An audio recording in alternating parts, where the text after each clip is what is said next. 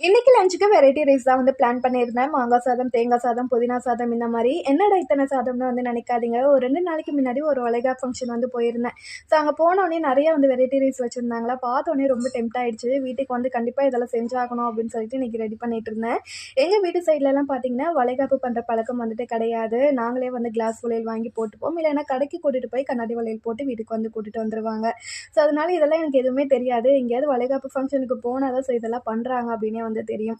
So ஒரு 5வது மாதம் போல வந்து நான் 5 சாப்பாடு செஞ்சு வந்து குடுத்தாங்க. அது எனக்கு ஞாபகம் வந்து இருக்கு. ஸோ இன்னைக்கு வந்து செஞ்சு சாப்பிட்டுறலாம் அப்படின்னு சொல்லிட்டு எல்லாமே ரெடி பண்ணிட்டு, அதுக்கு சைட் டிஷ்ஷா பொட்டேட்டோ ஃப்ரை, அதுக்கப்புறம் முட்டை மசாலா வந்து ரெடி பண்ணியிருந்தேன்.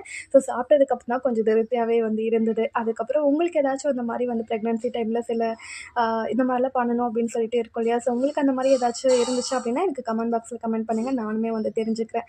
வீடியோ பிடிச்சிருந்தா கண்டிப்பா லைக் பண்ணிட்டு சப்ஸ்கிரைப் பண்ணிக்கோங்க. நெக்ஸ்ட் வீடியோல பார்க்கலாம். அதுவரைக்கும் பாய்.